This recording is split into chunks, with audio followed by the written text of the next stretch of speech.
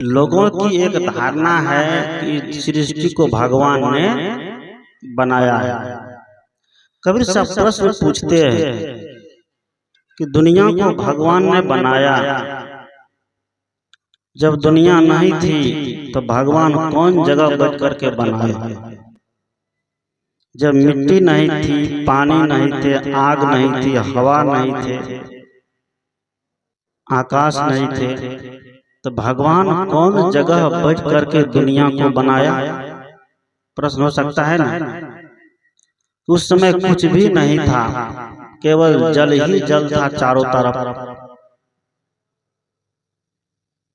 कहीं धरती नाम की चीज नहीं थी। जब कुछ नहीं था तो भगवान ने दुनिया का क्या किया? निर्माण किया। हमारे शास्त्रों में जैसी बात है, तो जल में एक तैरता हुआ अंडा आया।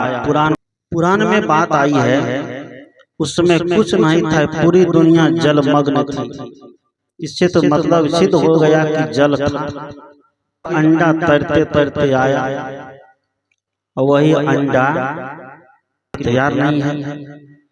विज्ञान कहता है कि नहीं, वह कई जीवों के उदाहरण देते हैं कि मानव का पिता बंदर है, जिसको होमो सेपियंस कहते हैं।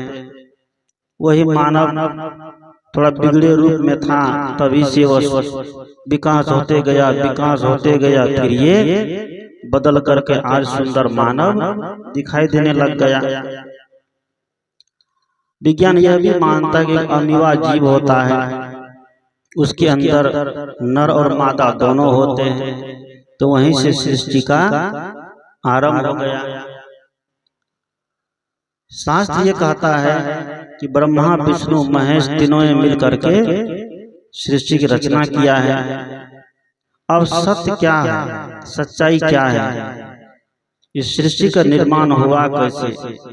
अल्लाह वाला कहता है कि अल्लाह ने किया है, ईसाई वाला कहते हैं कि संत ईसा ने किया है, कबीरपंथी कहता है कि कबीर साहब ने किया है, पारखी कहता है कि पारख वालों ने किया है, बचनबंसी कहते हैं कि बचनबंसियों ने किया है, संतमत वाले कहते हैं गुरु महाराज ने किया है। जब सब लोग मिलकर के सृष्टि बनाने में ही लगे हैं, तो और काम दुनिया में कौन करेगा?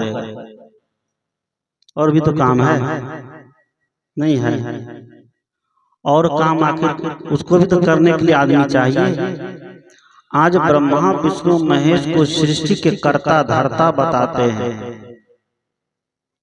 ईसाई वाले अपने संत ईसा को सृष्टि कर्ता धर्ता बताते हैं। मोहम्मद वाले मोहम्मद साहब को सृष्टि कर्ता धर्ता बताते हैं। और वैज्ञानिक कहते हैं कि नहीं, हमारे विज्ञान के द्वारा इस सृष्टि का निर्माण हुआ है। कबीर साहब सबकी बातों को संशोधन करके कहते हैं कि संतों अचरज एक बहु भारी कहो तो को पति आई क्या, एक ही पुरुष एक है नारी। इस सृष्टि का निर्माण कैसे हुआ? एक ही पुरुष एक है नारी, ताकर करहु बिचारा। कबीर साहब सबकी बातों को सुन करके सामंजस्य निकालते हैं। जिस बात को विज्ञान भी मानने के लिए तैयार है, जिस बात को दार्शनिक भी मानने के लिए तैयार है, क्योंकि दार्शनिक एक बहुत बड़े दर्शन हमारे यहाँ है, जिसको कहते हैं सांख्य दर्शन। सांख्य दर्शन के प्रणेता महर्षि कपिल है, और 6 दर्शन है, सांख्य योग न्याय मीमांसा वैशेषिक और वेदांत। आप लोग तो नहीं समझते होंगे सब बात, जो पढ़े लिखे हैं, जो अध्ययन करते हैं, उनको पता होगा। ये 6 दर्शन हमारे भारत के हैं, और 6 दर्शन में सब में भेद पर भेद है। 6 दर्शन में किसी की बात एक नहीं मिलती है। कोई कुछ कह रहा है तो कोई कुछ कह रहा है। यहाँ द्वैतवाद है, जड़ा द्वैतवाद है, विशिष्टाद्वैतवाद है, बहुत तरह के मानने वाले दर्शन अपने अपने पक्ष में अलग अलग निर्णय देते हैं। लेकिन सांख्य दर्शन के जो प्रणेता है महर्षि कपिल, उसने कहा है कि जड़ और चेतन से ही इस सृष्टि का निर्माण हुआ है। प्राकृतिक पुरुषम चैव विद्यनादि उभावपि, कि प्राकृतिक और पुरुष को तुम अनादि जानो। एक जड़ दूसरा चेतन। जड़ मान लीजिए शरीर, चेतन मतलब आत्मा, जिसको जीव कहते हैं। बात समझ में आ रही है? हाँ, सब आवे छे, नहीं आवे है तो मन है तो भजन सुना कियो आवे छे। अब बोलबे न करती है, अब क्या बताएंगे? इस विषय को छोड़ दें क्या? इस विषय को छोड़ दें, क्योंकि विषय थोड़ा कठिन है। ये भजन झाल खोल कब तक चलेगा? थोड़ा कठिन विषय को सुनना पड़ेगा। अभी सभी दर्शनों में कुछ न कुछ भेद है। बुद्ध के विचार में अलग भेद है, महावीर के विचार में अलग भेद है, राम जी के विचार में अलग है, तो कृष्ण जी के विचार में अलग है। कबीर साहब के विचार अलग है, तो उनके गुरुदेव स्वामी रामानंद के विचार अलग है। सदगुरु अभिलाष साहब के विचार अलग है, तो सदगुरु आचार्य श्री धर्म स्वरूप साहब के विचार भी अलग है। लोग कहते हैं कि सब एक ही है, कभी एक हो पाएगा? हो पाएगा? नहीं हो पाएगा। एक क्या है? जीव का जो वास्तविक स्वरूप है वह स्वरूप एक है, लेकिन सबके विचार में कुछ न कुछ भिन्नता है। उसी तरह दर्शन में भी कुछ न कुछ क्या है? भिन्नता है। सांख्य दर्शन के प्रणेता कहते हैं कि प्राकृतिक पुरुषम चैव विद्यनादि उभावपि, कि प्रकृति और पुरुष को तुम अनादि जानो, जड़ और चेतन को अनादि जानो, जिससे सृष्टि का निर्माण हुआ है। एक है जड़, और जड़ में मिट्टी, पानी, आग, हवा और आकाश, और चेतन में ये जीव, जीवात्मा जिसको कहते हैं, ये अकेला है, असंग है। इन्हीं दोनों के संयोग से क्या होता है? सृष्टि का निर्माण होता है। उसी को हम दूसरे शब्दों में एक में कहें नर, एक में मादा। ये दोनों के संयोग से क्या होता है? सृष्टि का निर्माण होता है। अगर ये दोनों सृष्टि में नहीं रहे तो क्या इस सृष्टि का निर्माण, सृष्टि का विस्तार हो पाएगा? नहीं होगा। ब्रह्मा और विष्णु महेश की जो कल्पना करते हैं वह भी इस सृष्टि के बनने के बाद ही आए। उनका भी जन्म हुआ है, कभी न कभी हुआ है, किसी काल में, किसी समय में हुए हैं। इसलिए उनके नाम से शास्त्र है, ग्रंथ है। इसलिए कबीर साहब कहते हैं इन सारी बातों पर विचार किया जाए। एक पुरुष एक है नारी, ताकर करहु विचारा। सदगुरु कहते हैं कि सृष्टि निर्माण में एक जड़ है, दूसरा चेतन है, और बहुत इसमें सिर खपाने की जरूरत नहीं है। लेकिन आज व्यक्ति इसी बात को जानने के लिए बड़ा परेशान रहता है कि सृष्टि को कौन भगवान ने बनाया। बहुत अगर भगवान ने बनाया है सृष्टि को, दुनिया को, सभी लोगों को भगवान ने बनाया है, तो एक व्यक्ति को अमीर बना दिया, एक व्यक्ति को गरीब बना दिया, है ना? अगर भगवान ने निर्माण किया है, भगवान की बनाई हुई सृष्टि जो है वह सुखदायी होती, दुखदायी कभी नहीं होती। क्या होगी? भगवान जब निर्माण कर रहे हैं तो भगवान की बनाई हुई सृष्टि में कभी दुख नाम की चीज नहीं होना चाहिए, सुख ही सुख होना चाहिए। लेकिन अभी दुनिया में लोग सुख पा रहा है, दुख पा रहा है। जितने शरीर धारण करके आए हैं वह सुख पाते हैं कि दुख पाते हैं? क्या पाते हैं? सोच रहे हैं बोलेंगे गड़बड़ हो जाएगा, बोल दीजिए ना जो माना आता है। दुख मिल रहा है सबको, शरीर धारण करके जो जो व्यक्ति आया सबको क्या मिल रहा है? दुख मिल रहा है। कबीर साहब ने कहा कि तन धरि सुखिया, काहू न देखा जो देखा सो दुखिया। उदय अस्त की बात कहत है सबका किया, विवेका बाटे बाटे सब कोई दुखिया। क्या गिरही बैरागी और सुखाचार दुख ही के कारण गर्व ही माया त्यागी। योगी जंगम ते अति दुखिया, तापस के दुख दूना। आशा तृष्णा सब घट व्यापे, कोई महल नहीं सुना। साच कहो तो सब जग कीजे, झूठ कहाना जाई। कहीं कबीर तेई बहुत दुखिया, जिनिया राह चलाई। सदगुरु कहते वह भी दुखी है। जिसने इस सृष्टि को बनाया, जिस भगवान का नाम लेकर कहते हैं। अगर भगवान ने सृष्टि बनाई तो दुख नहीं होना चाहिए, सुखी सुख होना चाहिए, परमानंद ही परमानंद होना चाहिए। ब्रह्मा जब भगवान ने सृष्टि बनाई, और भगवान ने बनाई तो केवल हिंदू को बनाते हैं, मुसलमान को भी बना दिया है। और भगवान ने सृष्टि बनाई तो हिंदू को बना करके बगल में मुसलमान को क्यों बना दिया? झगड़ा करने के लिए बनाया है। और भगवान ने सृष्टि बनाई तो केवल हिंदुस्तान बनाते, उधर देखते पाकिस्तान भी बना दिया, बांग्लादेश बना दिया, अफगानिस्तान बना दिया, अमेरिका बना दिया, रूस, फ्रांस, जर्मनी, इटली, इतने सारे देश बना दिए। तो ये सब भगवान को बांटने की जरूरत नहीं होनी चाहिए, कि वो भगवान थे ना। लेकिन भगवान ने क्या किया? सबको बांट करके लड़ने भिड़ने का काम चालू कर दिया है। अगर भगवान ने दुनिया का बढ़ावा बढ़ाया है तो भगवान ऐसा काम नहीं करना चाहिए कि फिर वो सृष्टि घटती जाए, चीन किधरों से चढ़ाई कर दे, पाकिस्तान किधरों से चढ़ाई कर दे, कहते हैं ना। अभी हमारे सैनिक को जम्मू कश्मीर में कहते हैं कि जहां -20-25 डिग्री तापमान चला जाता है, वहां पर रह करके सीमा की रक्षा करनी पड़ रही है। जब भगवान ने सृष्टि का बनाया है, दुनिया को बनाया है, तो भगवान को चाहिए कि वहां बाउंड्री दिला देते ताकि झगड़ा लड़ाई खत्म हो जाता। लेकिन भगवान से ये काम नहीं हो पाया। जब भगवान से नहीं हो पाया तो वहां पर आदमी को फिट करना पड़ रहा है, सैनिक को रखना पड़ रहा है। वहां के सैनिक भूखे प्यासे बहुत दिन वहां रह करके पहरा देते हैं, कहते हैं महीनों दिन वहां रहते हैं, जहां पर इतनी ठंडक है। जिस सृष्टि को भगवान ने बनाया, उस सृष्टि में इतना कौतूहल मचा दिया कि दोनों तरफ से फौज लगाना पड़ रहा है। इसका मतलब है कि भगवान भी कहीं न कहीं पक्षपात किया है। कबीर साहब कहते हैं इस सृष्टि के निर्माण में किसी भगवान का, किसी भगवती का, किसी देवी का, किसी देवता का कोई हाथ नहीं है।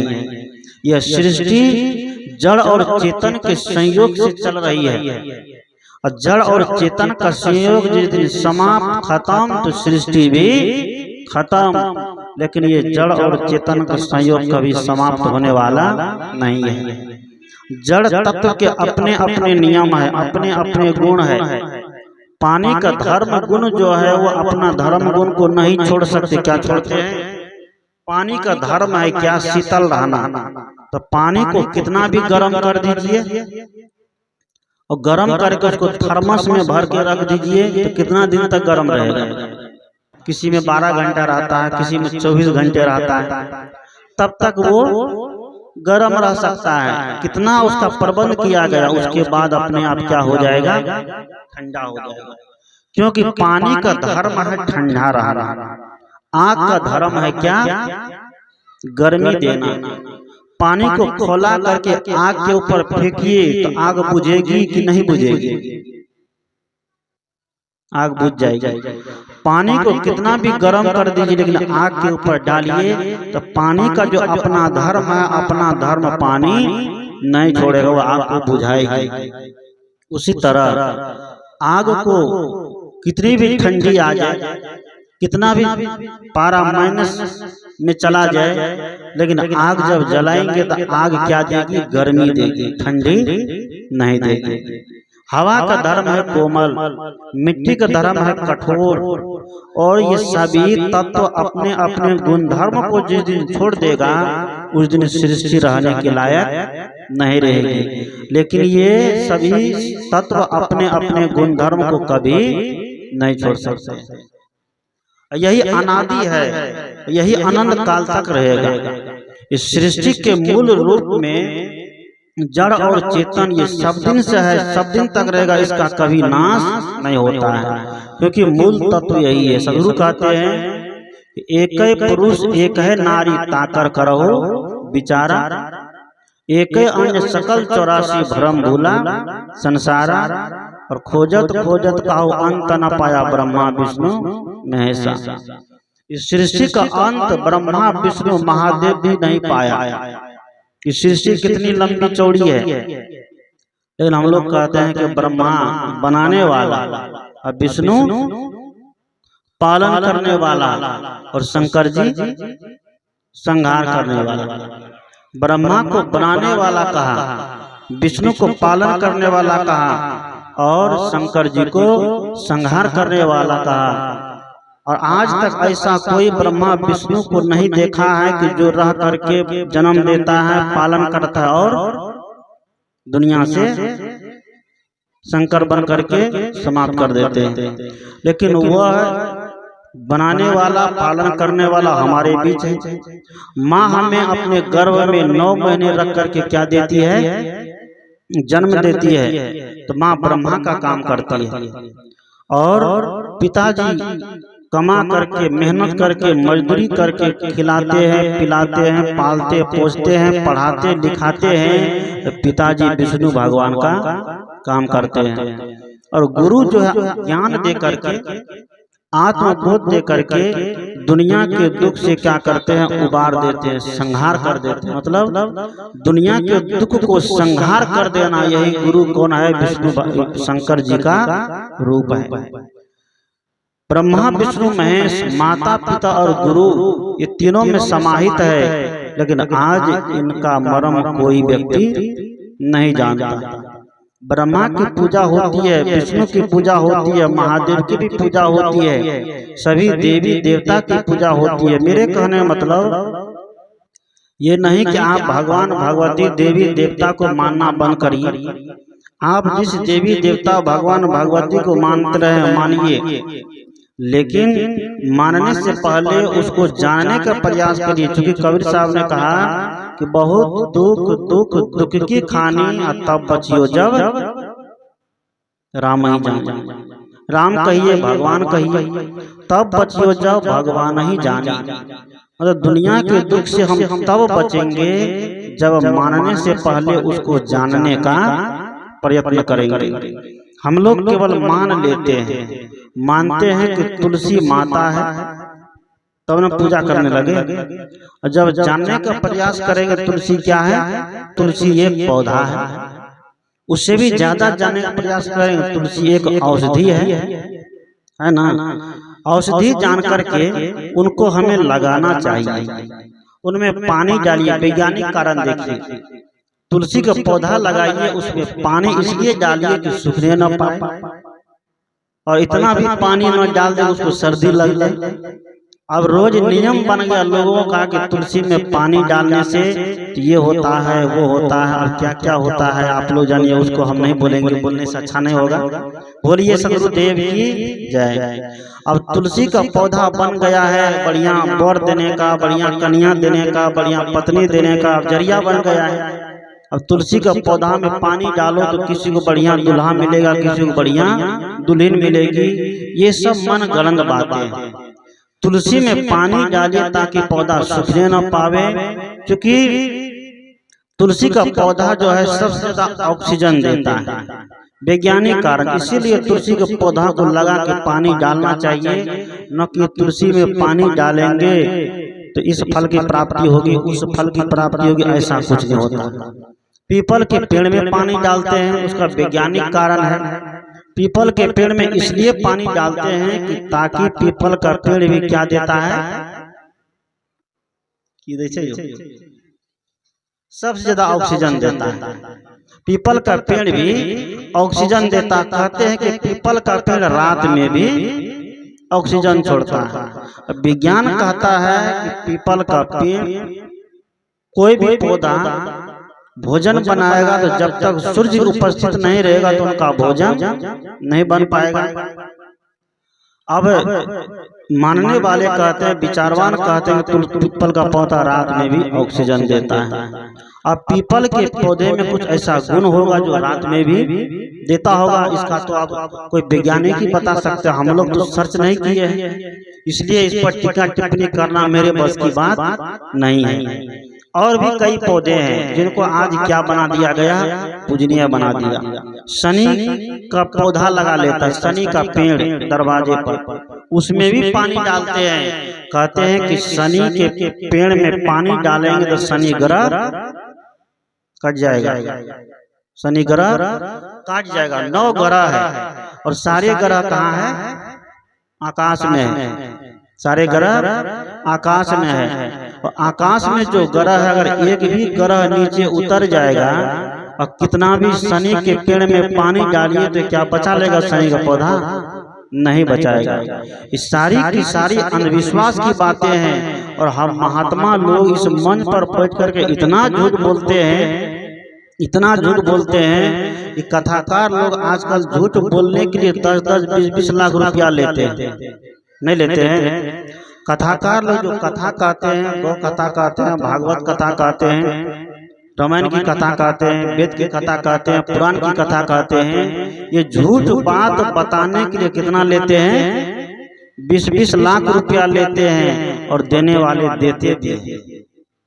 और यही बात को मन से बच करके सही बताया जाए तो उनको गालियां देते हैं, नहीं देते। इसलिए कबीर साहब ने कहा कि साँच कहो तो मारन धावे झूठे जग, पतियाना नेमी देखा धर्मी देखा प्रात करे, स्नाना आता मार पसाना ही पूजे उनमें कुछ न ज्ञाना, बहुतक देखा पीर औलिया पढ़े किते कुराना, कहे मुरीद तदबीर बतावे उनमें वही जो ज्ञाना, आसन मारे डिम धरी बैठे मन में बहुत गुमाना, पीतर पाथर पूजन लागे तीरथ गर्भ भुलाना।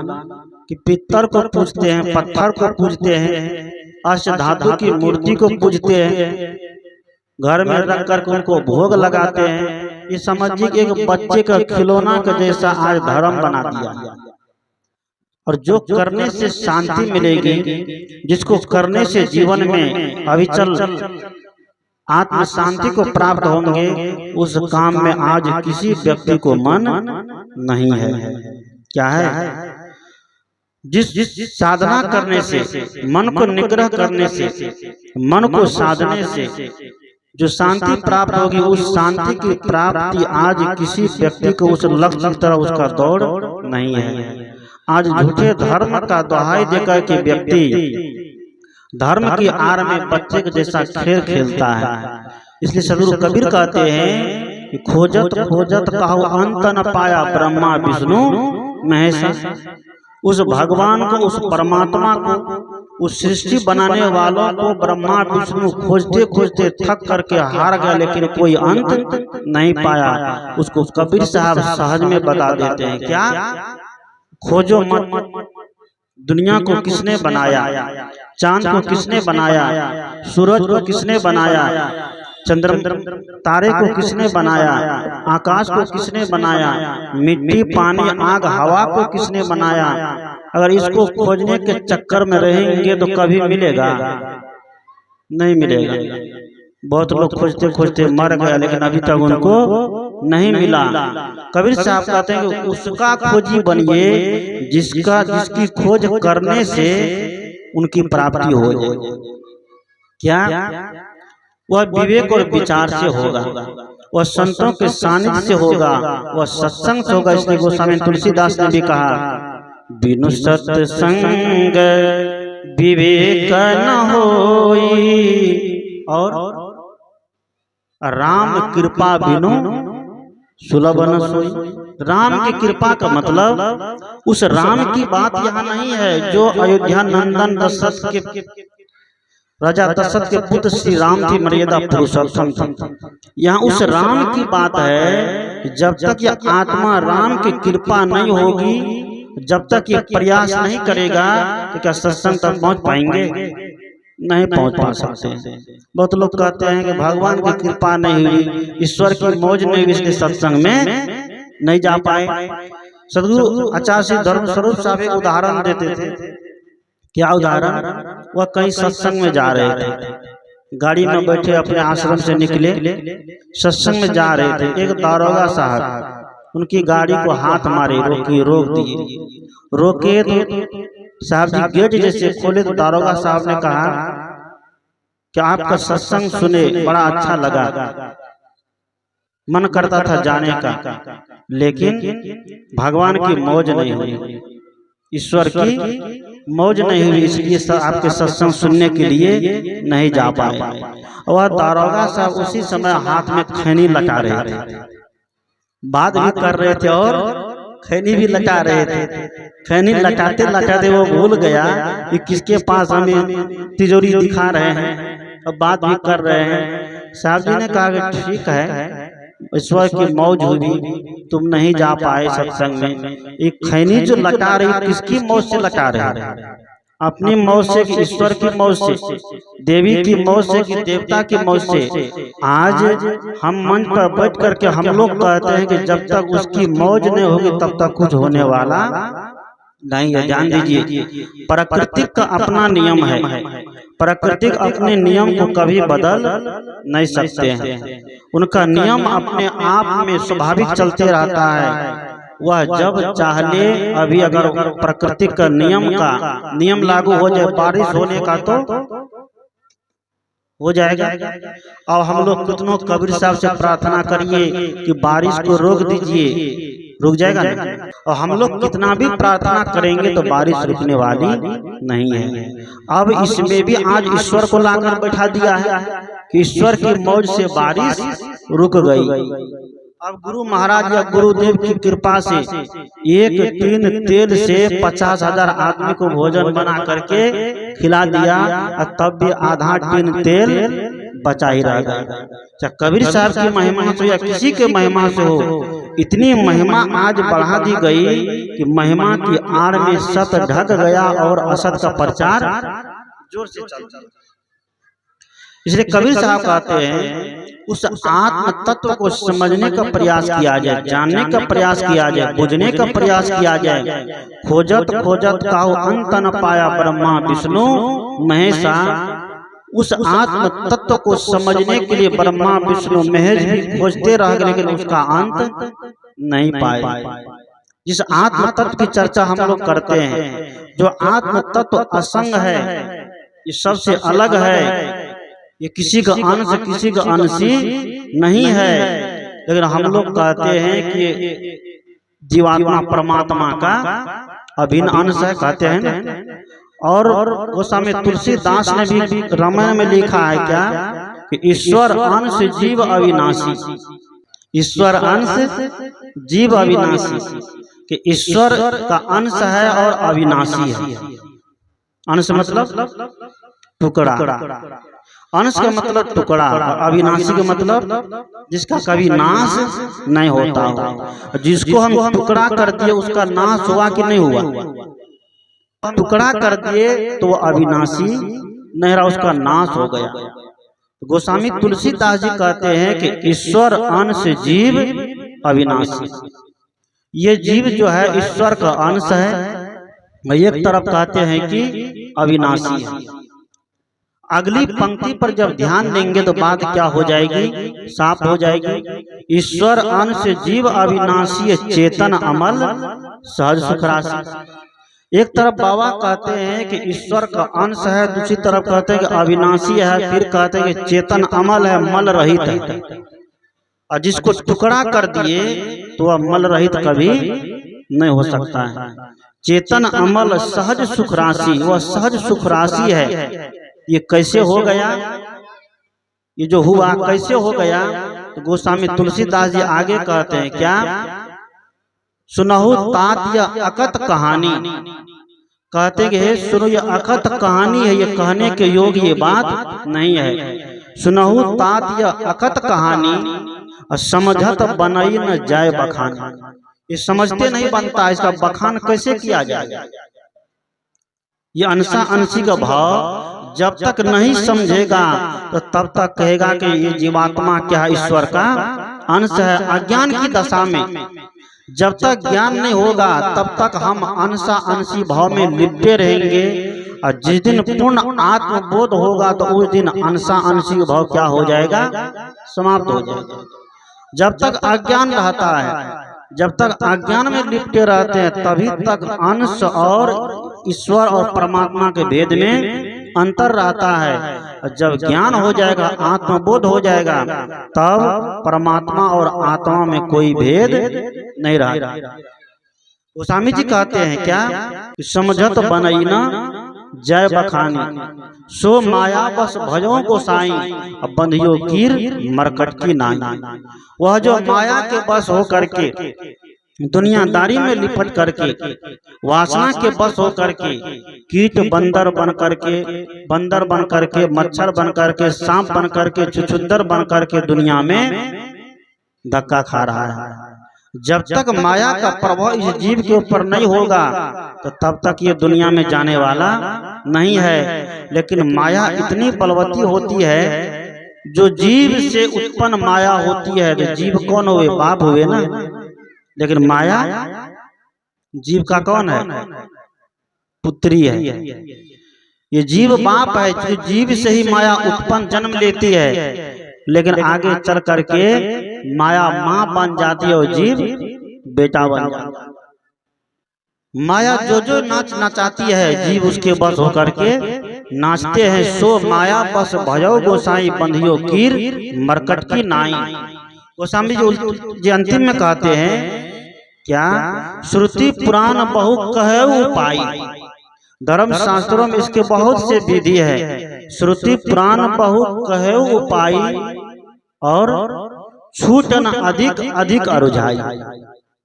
आज धर्म शास्त्रों में, धर्म ग्रंथों में आत्मा परमात्मा को समझाने के लिए बहुत सी बातें हैं, लेकिन कोई अंधविश्वास भरम पाखंड से छूटता नहीं, अधिक से अधिक उसमें उलझता ही चला जाता है। कबीर साहब ने कहा कि उलझो मत सुलझो, इसलिए कहते हैं कि मैं कहता आंखन की देखी, तू कहता कागज की लेखी, मैं कहता सुरझावन हारो, तू राखियो उलझाई रे, तेरा मेरा मनवा कैसे एक होई रे।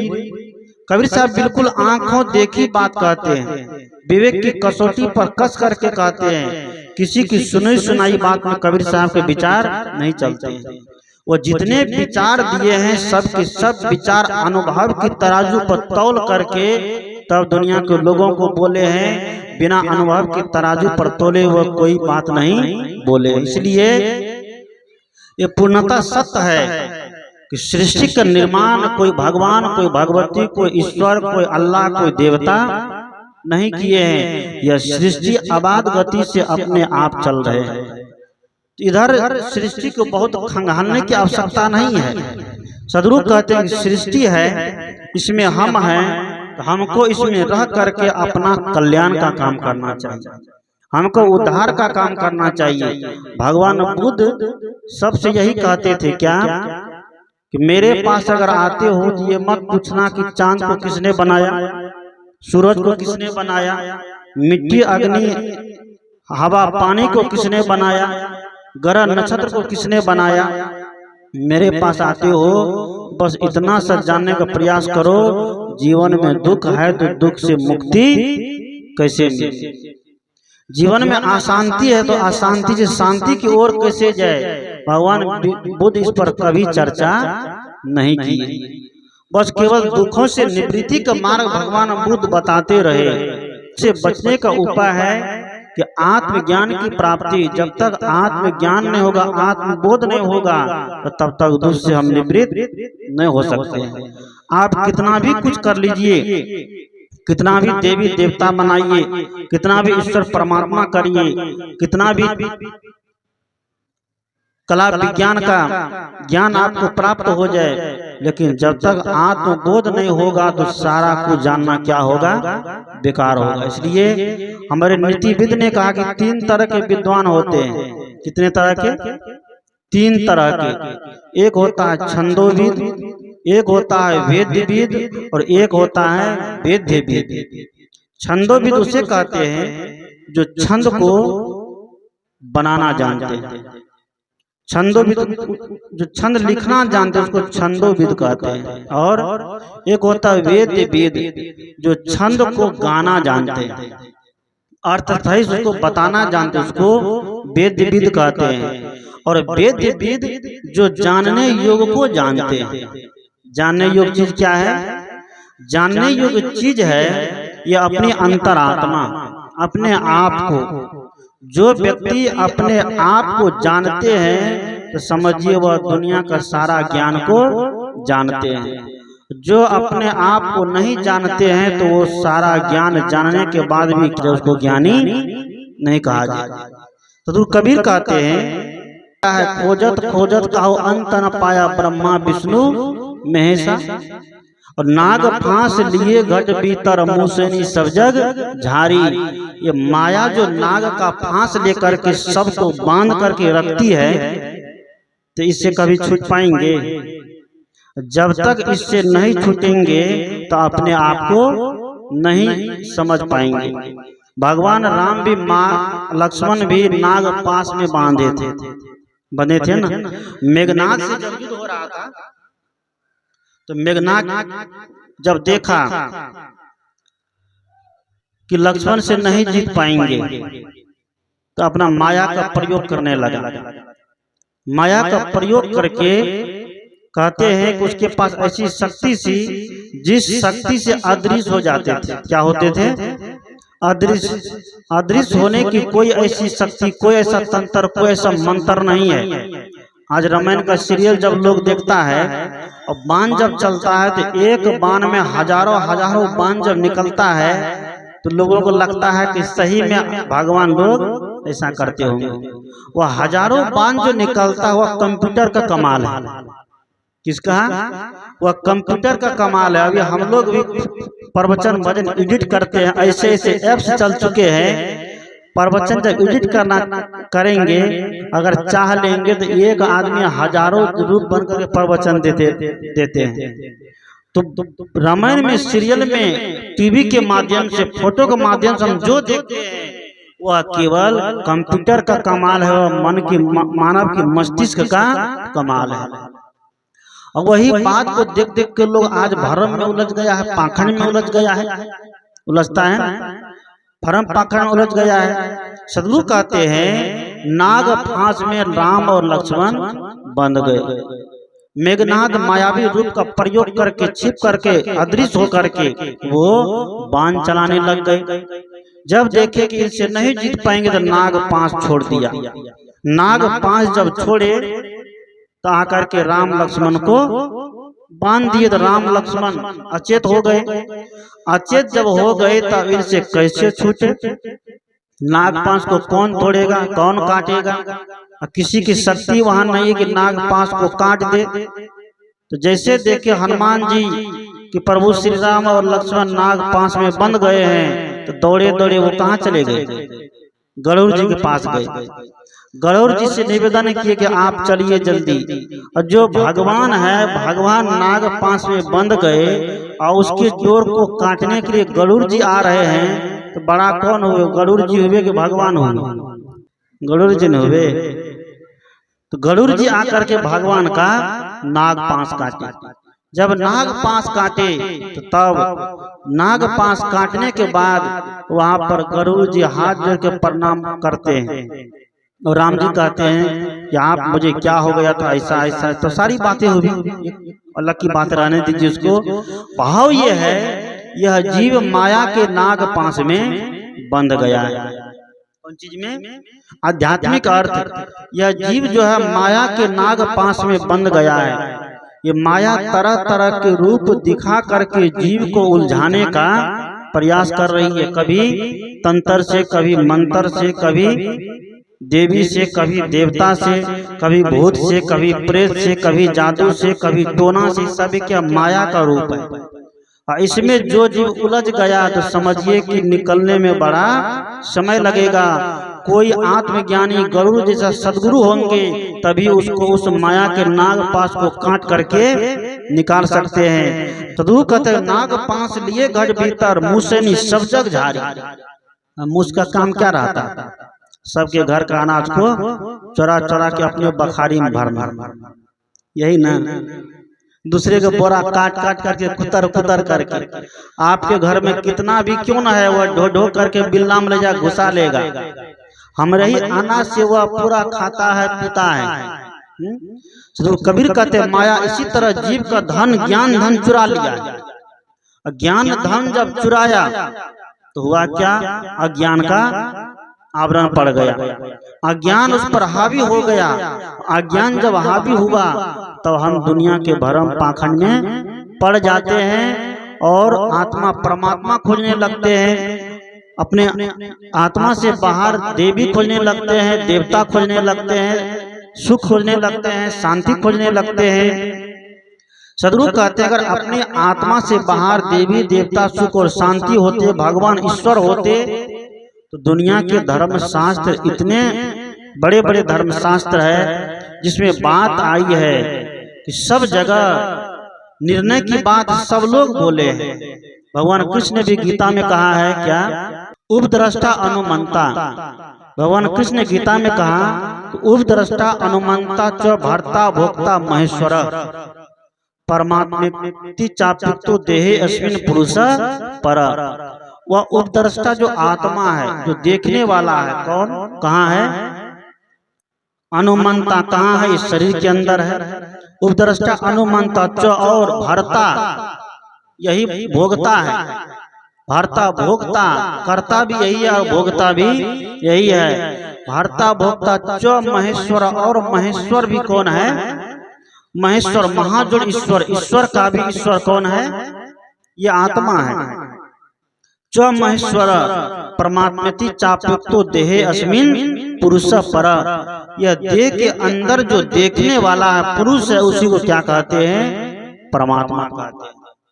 लेकिन आज इसकी खोज के लिए बड़े बड़े सेमिनार लगते हैं, बड़े बड़े मंच लगते हैं, बड़े बड़े कथा का पंडाल बनता है और वहाँ खाली ईश्वर को, खाली परमात्मा को, खाली देवता को खोजने का प्रयास कर किया जाता। कबीर साहब कहते हैं क्या, कहीं कबीर ते ही जन उबरे जेहि गुरु लियो जगाई। जो गुरु के ज्ञान से अपने जीवन को जगा लिया, उसी व्यक्ति को परमात्मा तत्व का बोध हो सकता है। इसलिए गोस्वामी तुलसीदास ने कहा गुरु बिनु भव नदी निधि तरे नहीं कोई, जो बिरंची शंकर सम होई।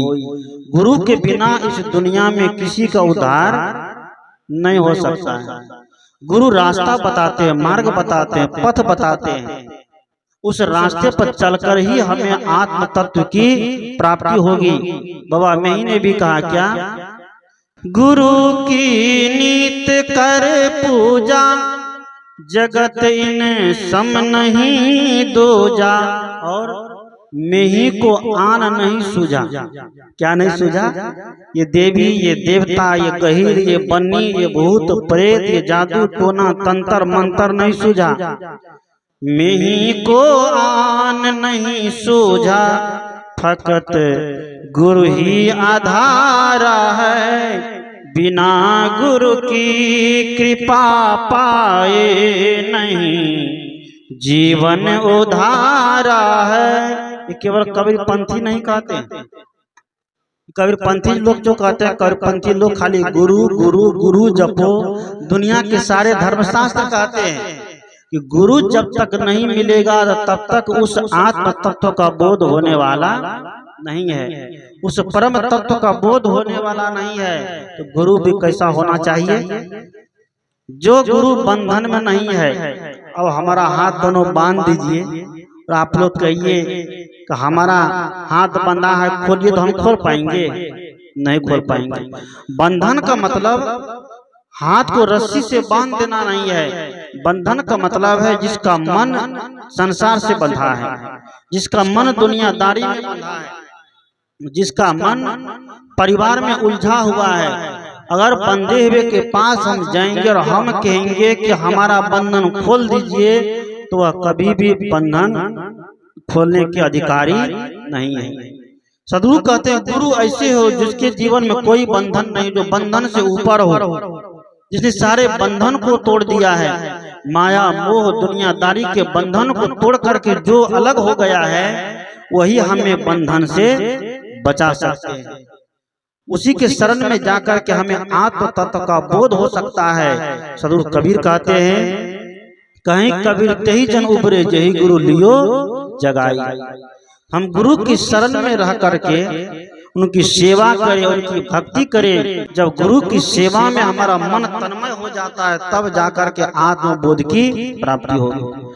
और तुरंत चाहेंगे कि नहीं, हम गुरु जी के पास गए, एक एक मिनट में गुरु जी सारा अनुभव दे दे, तो ऐसा कहीं पर होने वाला नहीं है। आजकल बच्चे को ट्यूशन पढ़ाता है तो मास्टर सब भी धीरे धीरे पढ़ाता है, कम से कम विषय को, कोर्स को, सब सिलेबस को कितना दिन तक, साल भर तक ले जाएंगे। और एक ही दिन मास्टर साहब सारा कुछ बता देगा तो पढ़ने वाला का दिमाग फेंक देगा और समझ में नहीं आएगा क्या बता रहे हैं। उसी तरह सदगुरु कहते हैं कि गुरु के पास हमें बड़ा धैर्य धारण करके रहना पड़ेगा। जब तक धैर्य धारण करके नहीं रहेंगे तो तब तक उसका बोध नहीं हो पाएगा। ऊपर झापर हो भी गया चलो कोई बात नहीं, लेकिन उसमें स्थिति नहीं आएगी। एक बार ऐसे एक युवक कहीं सत्संग में गया सुनने के लिए। सत्संग सुन करके उनको लगा कि आत्मबोध प्राप्त करना चाहिए, कि आत्मज्ञान जब तक नहीं होगा तो तब तक कल्याण नहीं होगा, उद्धार नहीं होगा। महात्मा जी ने इस सब विषय पर प्रवचन दिए। उनको लगा कि एक सदगुरु कबीर साहब आत्मज्ञानी है, उसी के द्वारा आत्मबोध हो सकता है। चलिए गए कबीर साहब के आश्रम पर पहुंचे। वहां पहुंचते ही कहता है गुरुजी हमें आत्मज्ञान बता दीजिए। और कबीर साहब ने सोचा कि आत्मज्ञान लेने आया है, इसको तो आत्मज्ञान बताना ही पड़ेगा, क्योंकि हमारा काम ही है कि औरों को भी जगाना। कबीर साहब ने कहा ठीक है तुमको आत्मज्ञान देंगे, लेकिन चलो एक काम करो। क्या काम? लेकर के गए कुआं पर। कबीर साहब ने कहा कि मैं यहाँ पर कुछ करता हूँ, तुम चुपचाप खड़े होकर देखना, बीच में कुछ बोलना नहीं। लड़का सोचा कि आत्मज्ञान की बात है तो नहीं बोलेंगे, चुपचाप खड़ा रहा। कबीर साहब स्नान कर रहे थे, गमछा को रख दिए, धोती को रख दिए, साबुन को रख दिए, अपना स्नान करना चालू कर दिए। कुआं होता था पहले, ट्यूबवेल नहीं होते थे, चापाकल नहीं था, आज से लगभग 650 वर्ष पहले की बात है। तो कुआं से पानी लेकर के नहाते थे। कबीर साहब पानी निकाले और सिर पर डाले। सिर पर डालते डालते काफी देर तक पानी डालते रह गया और लड़का को तो एकदम भूख प्यास से छटपटी होने लग गई। भूख भी लगी है, खाना खाएंगे कौन, महात्मा के चक्कर में पड़ गई। आत्मज्ञान आत्मज्ञान ये अपना स्नान कर रहे, इतना दिन तक देर तक आदमी नहाता है, एकदम पानी डालते जाए, लेकिन एक भी पानी उसके सिर पर नहीं पड़े, कपड़ा भी नहीं भींगा। लेकिन शर्त था कि बीच में बोलना मत। लड़का डर से कुछ बोल भी नहीं रहा, सोचता अगर कुछ बोल देंगे तो काम क्या हो जाएगा, गड़बड़ हो जाएगा। क्योंकि कबीर साहब कह दिए बीच में कुछ बोलोगे तो आत्मज्ञान तुमको नहीं देंगे। काफी देर तक जब पानी निकालते रहा, डालते रहा, निकालते रहा, डालते रहा, सुबह से शाम हो गई। अब लड़का को तो खड़ा होने की शक्ति खत्म हो गई। अब पेट में अन्न रहेगा तब न खड़ा रहेगा, खड़े होने की शक्ति खत्म हो गई। जब देखा कि अब काम बनने वाला नहीं है, अंतिम में कहता है हे गुरुजी आप अपना आत्मज्ञान अपने पास रखिए, हम तो अपना घर जाते हैं। क्या करिए? आप अपना आत्मज्ञान अपने पास रखिए, हम तो अपना घर जाते हैं। क्या हुआ? क्या हुआ? आप नहीं देखते हैं, आपको लोग आत्मज्ञानी बताते हैं, सबसे बड़का ज्ञानी बताते हैं, और आप मान मूर्ख वाला काम करते हैं। कहा कैसे मूर्ख वाला काम करते हैं? तो जिस बाल्टी से आप पानी निकाल रहे हैं उस बाल्टी में पेंदा ही नहीं है। क्या नहीं है? उस बाल्टी में पेंदा नहीं है। आप बार बार बाल्टी कुआं में डालते हैं, बार बार सिर पर डालते हैं, बार बार कुआं में डालते हैं, बार बार सिर पर डालते हैं, एक बूंद भी पानी सिर पर नहीं जाता, स्नान अभी तक हुआ नहीं, ये कैसा स्नान करना होगा? कबीर साहब ने कहा देखो ये हम स्नान नहीं कर रहे हैं, ये हम तुमको आत्मज्ञान दे रहे हैं। क्या दे रहे हैं? ये आत्मज्ञान दे रहे हैं। ये कैसे आत्मज्ञान है? उसने कहा कि हम आत्मज्ञान देने से पहले तुम्हारे पात्र जो है उस पात्र को जांच रहे हैं कि तुम्हारा जो पात्र उस पात्र में पेंदा है कि नहीं है, तुम इस आत्मज्ञान के अधिकारी हो कि नहीं हो, तुम भरम में तो नहीं हो, पाखंड में तो नहीं हो, जादू में तो नहीं हो, तंत्र मंत्र में तो नहीं उलझे हो।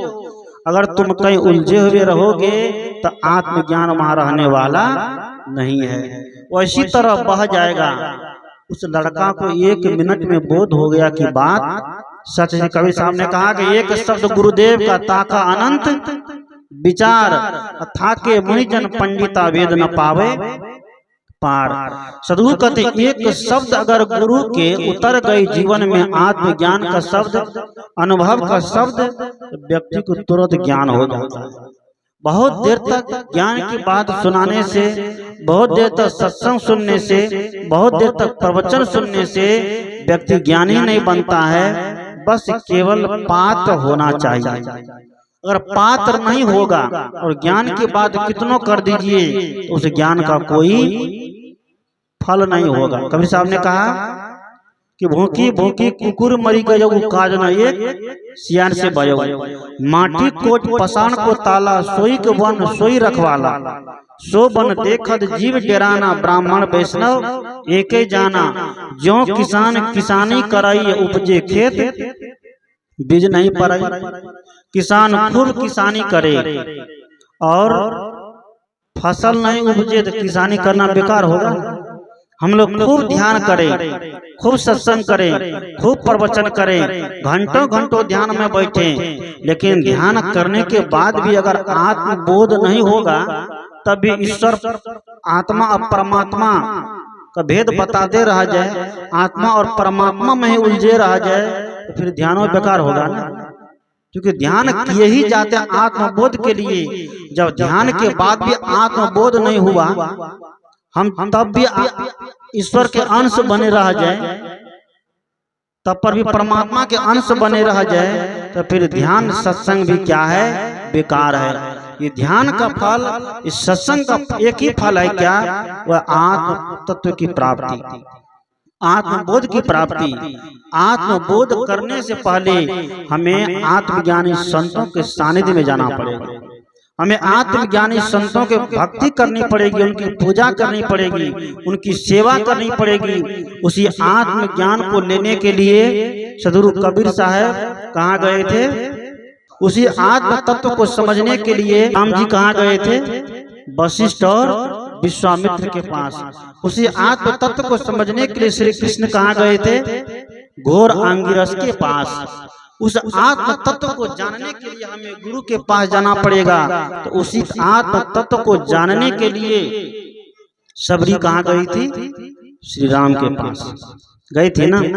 उसी आत्म तत्व को जानने के लिए सबरी श्री राम के पास गई थी। और श्री राम के पास जब गई तो भक्ति दिखाई। तो राम जी ने क्या कहा कि प्रथम भक्ति संतन कर संगा, और दूजे रतिमम कथा प्रसंगा, गुरुपद पंकज सेवा, तीसरी भक्ति अमान। तीसरी भक्ति क्या है? गुरु पद की सेवा करना। गुरुपद पंकज सेवा, गुरु के पद को पंकज समझ के, कमल के जैसा समझ कर उसकी क्या करिए? सेवा करिए। वो कौन सा गुरुपद है? वह गुरुपद व्यवहार रूप में ये सेवा है। उनकी जो सेवा होनी चाहिए वह सेवा है। लेकिन एक पद है कि गुरु जो ज्ञान पर पहुंच गए उस ज्ञान तक भी पहुंचने का प्रयास करना। गुरुपद पंकज सेवा, तीसरी भक्ति अमान, अभिमान रहित होकर के। आज गुरु के पास रहकर कभी मन में क्या आ जाता है? अभिमान आ जाता है ना। अभिमान अगर आ गया समझिए कि गुरु के पास रहने का कोई फल नहीं मिला। कबीर साहब ने कहा कि आपा तजे हरि भजे, अहंकार को तज करके हरि का भजन करिए।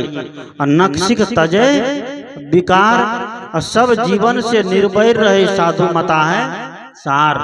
कि आपा का त्याग, अहंकार का जब तक त्याग नहीं होगा तो गुरु का भजन नहीं होगा। जिसके मन में अहंकार रहेगा तो भक्ति के मार्ग पर चल नहीं सकता है। ये कबीर साहब ने कहा, कामी क्रोधी लालची इनसे भक्ति न होए, भक्ति करे कर कोई सुरमा, जाति वर्ण कुल खोए। जो कामी होगा, जो क्रोधी होगा, जो अभिमानी होगा, जो घमंडी होगा, उससे भक्ति होगी नहीं होगी। क्योंकि भक्ति के लिए व्यक्ति को झुकना पड़ता है, और जब तक नहीं झुकेंगे तो मुक्ति नहीं मिलेगी। भक्ति के लिए झुकिए। आज झुकने से भी हम लोग घबराते हैं, संतों के समीप झुकने से भी घबराते हैं। अपने से बड़े माता पिता के पास भी आज झुकने से घबराते हैं, शर्म महसूस करते हैं, लेकिन पत्थर के सामने नाक रगड़ते हैं। मंदिर में जाकर के ठगुनियां पिटकुनियां देते हैं ना, मंदिर में जाकर के ठगुनियां पिटकुनियां देते हैं, लेकिन जीवित माता पिता के सामने झुकने से आज घबराते हैं, शर्म लगती है।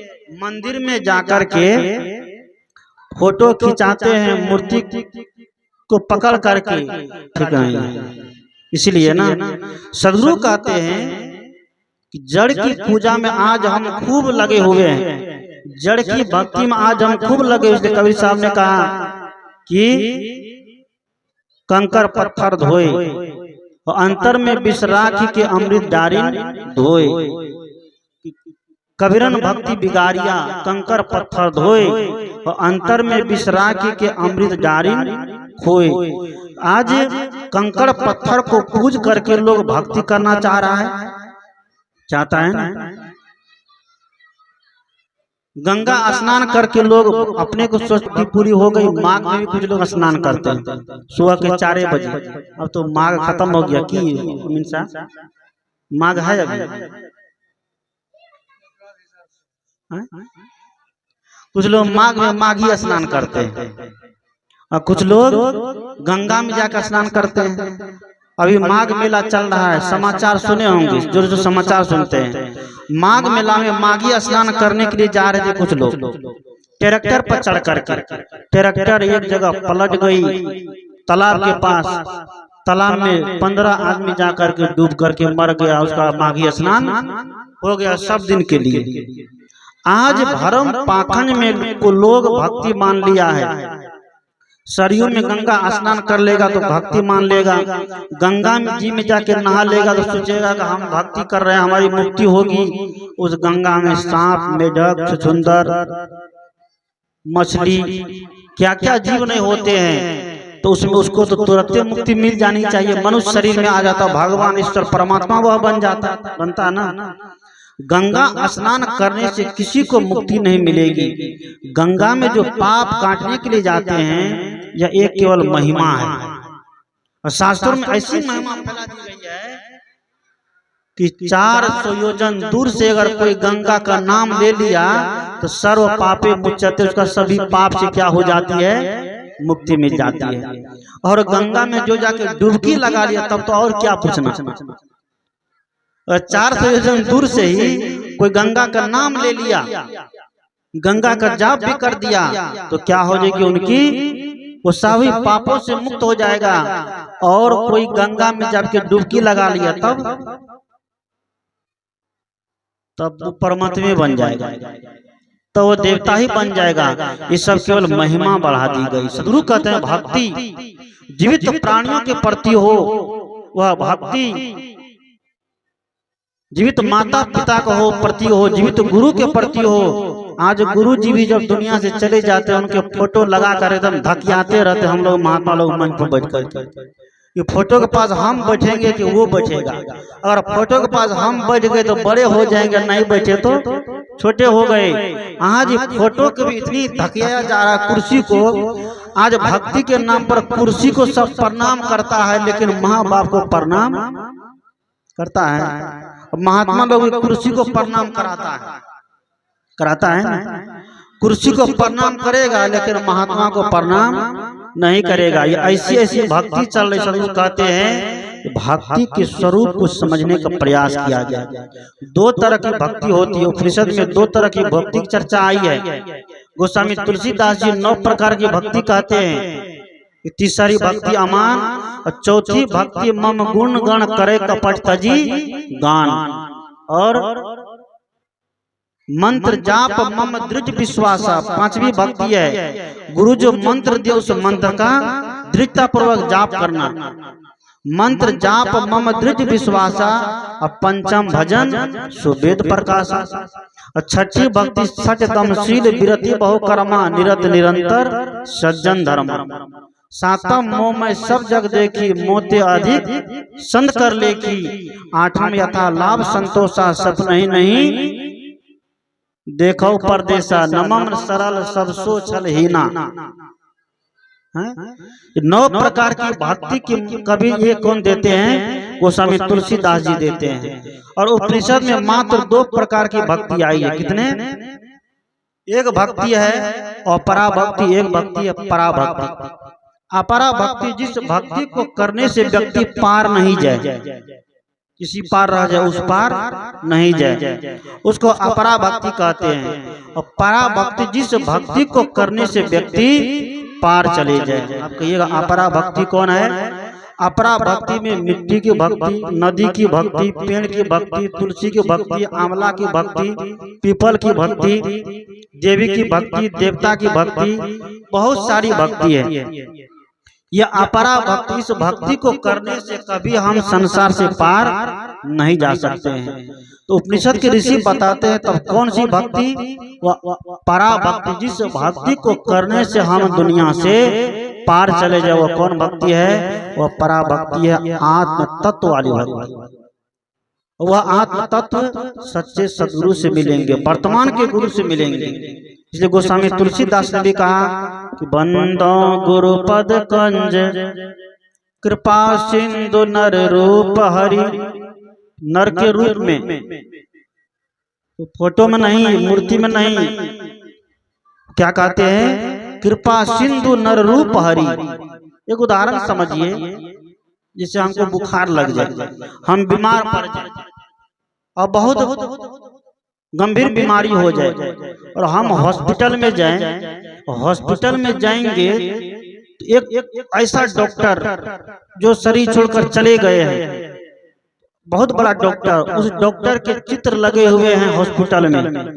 हम पेशेंट को ले जा करके उस डॉक्टर के चित्र के सामने, उसको क्या बोलते हैं, स्ट्रक्चर, उस पर सुला करके और उस डॉक्टर के सामने ले जाके धर दे और हाथ जोड़ के प्रार्थना करने लग जाए, डॉक्टर साहब इनको ठीक करिए, इनको ठीक करिए, पेशेंट ठीक हो जाएगा। हम सब बोलो, हम सब पढ़ा लिखा, हो जाएगा ठीक। उस डॉक्टर साहब के फोटो के सामने स्ट्रक्चर पर पेशेंट को लेटा दे और कहें कि इसको डॉक्टर साहब ठीक कर दीजिए, ठीक कर देगा? नहीं देगा, नहीं करेगा ठीक। सौभाग्य या दुर्भाग्य कहिए, व्यक्ति जब अस्पताल जाता है तो डॉक्टर के फोटो के सामने पेशेंट को लेकर के नहीं जाता है। व्यक्ति जब विद्यालय जाता है तो मास्टर के फोटो के सामने बच्चा पढ़ने नहीं जाता है, क्या जाता है? लेकिन वही बच्चा जब धर्म के क्षेत्र में आता है, हम बाबा जी लोग ऐसा कानून सिखा दिए हैं कि पहले तुम उसके पास जाओ तभी मेरे पास आना, और किसी के पास जाना नहीं तो नहीं जाना, सिखा दिए हैं। साधु कहते हैं कोई फोटो है, कोई चित्र है, उस चित्र के पीछे उनका चरित्र छुपा हुआ है। उसके चरित्र को जानिए, उसके चरित्र को समझिए, उसके चित्र को अपने घर में लगा के रखिए। लेकिन आज चित्र इतना रूढ़िवादी बन गया है, आज चित्रे को लेकर झगड़ा हो रहा है। कुर्सी पर किनका फोटो रख दिया, वो मंच उसी का हो जाएगा, दूसरे उस मंच पर नहीं बैठ सकता है, बैठ सकता है। आज तो मंच भी कुर्सी हासिल करने लग गया है। आज नेता लोग कुर्सी के लिए मरता है, तो हम महात्मा लोग भी किसके लिए मरने लग गए? अब कुर्सी के लिए मरने लग गए हैं। मुझे एक आदमी ने कहा, एक जगह सत्संग हो रहा था, सत्संग में हुआ क्या, कबीर साहब का फोटो अब देखा देखी लोग लगा दिया। कबीर साहब ने कहा कि पत्थर पूजे हरी मिले तो मैं पूजूं पहाड़, और उससे तो चक्की भरी जो पीस खाए संसार। अब सब काम देखा देखी होने लगा है।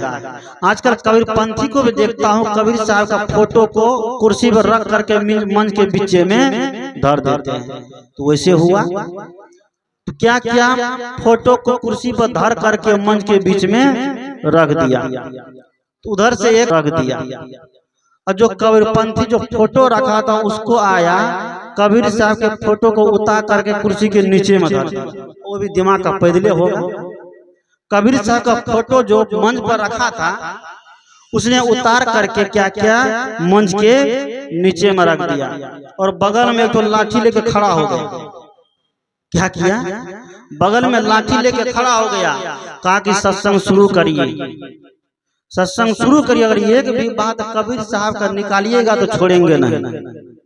और एक भी बात, और पता नहीं वो अभी सिर फोड़ा होगा, ऐसा नहीं होना चाहिए। वो अभी लाठी लेके खड़ा हो गया कि अगर एक भी बात कबीर साहब का आएगा तो आपको छोड़ेंगे नहीं। वह सत्संगी उस मन को छोड़ करके भाग गया और कहा था कि आज तक वो गांव में नहीं है। सदगुरु कबीर कहते हैं पत्थर पूजे हरि मिले तो मैं पूजूं पहाड़, और उससे तो चक्की भरी जो पीस खाए संसार। अगर पत्थर की पूजा करने से भगवान मिल रहा है, परमात्मा मिल रहा है, तो मेरी भी फोटो की पूजा करो, क्या मिल जाएगा? नहीं मिल सकता है, क्योंकि भगवान परमात्मा सब खो दिया। तो हुआ क्या, वो घड़ी पहन रखा था हाथ में, घड़ी जो पहन रखा था कमीज से घड़ी दब गई। पंडाल में बैठा बैठा अचानक उनको याद आ गई समय देखना है, तो घड़ी खोजने लग गए और घड़ी नहीं देख रहा है, हाथ में घड़ी नहीं है। उसको लगा कि घड़ी हमारी खो गई, तो घड़ी को खूब खोजने लगा। खोजते खोजते पूरा पंडाल खोजा, सब कुछ को समेट बटोर करके दरी जाजिम को इधर उधर कर दे, लेकिन घड़ी नहीं मिली। काफी देर तक खोजते खोजते जब घड़ी नहीं मिली, निराश हो गया। उसको लगा कि अब घड़ी नहीं मिलेगी, तो अंतिम में हाथ ऊपर किया। उनको जमुआई आई, हाथ जब ऊपर किया तो एक मित्र ने देखा कि घड़ी तो तुम्हारी हाथ में ही है, तुम कहाँ अभी तक खोजते हो। जब उनको दिखाया गया तब लगा कि नहीं, सही घड़ी मेरे हाथ में है। सच जब इधर सरकी तो घड़ी उनके हाथ में दिखाई दिया। सदगुरु कहते हैं उसी तरह हम परमात्मा खोजते हैं, ईश्वर को खोजते हैं, वह ईश्वर व परमात्मा हमसे बिछड़ा नहीं है, केवल उनका क्या हो गया, भ्रम हो गया। वह उनको हम भूल गए हैं। इसलिए कबीर साहब कहते हैं कि भूल मिटे गुरु मिले पार की पारक देही लखाई, कहीं कबीर भूल की औषध पारक सबकी भाई। सदगुरु कहते हैं कि पारखी संतों, विचारवान संतों, आत्मज्ञानी संतों के सानिध्य में जाएंगे, तभी हम जो भूले हुए दुनिया में उस भूल से हट करके अपने अंतर्मुख हो सकते हैं। यही ज्ञान की बात, यही विवेक की बात, यही सत्संग की बात हम लोग को सुनना चाहिए। हम इसको नहीं सुन करके भ्रम वाली बातें ज्यादा सुनते, इसलिए लगता है कि भ्रम ही क्या है, सत्य है। इस समय बहुत हो गया है, अब बात को खत्म करना चाहिए, विराम देना चाहिए। मैंने कहा अपनी बात, सदगुरु कबीर साहब का मूल पद कि जिसमें सृष्टि कर्म की बात है और जीवन जीने की बात है, मन माया में कैसे उलझा हुआ है, दुनिया में कैसे उलझा हुआ है, इन सारी बातों का समाधान सदगुरु कबीर देते हैं और अंतिम में आत्मज्ञान की बात बताते हैं। क्योंकि ध्यान और सत्संग का मेन उद्देश्य आत्मज्ञान होना चाहिए, लेकिन आज ध्यान और सत्संग करने के बाद भी हम लोग क्या कर रहे हैं, भटकने लग जाते। इसीलिए सदगुरु कबीर का मेन फोकस है कि आत्मज्ञान बिना नर भटके कोई मथुरा कोई काशी, जैसे मृगा नाभि कस्तूरी बन बन फिरत उदासी, अब पानी में मीन प्यासी, मई सुन सुन आवत हासी।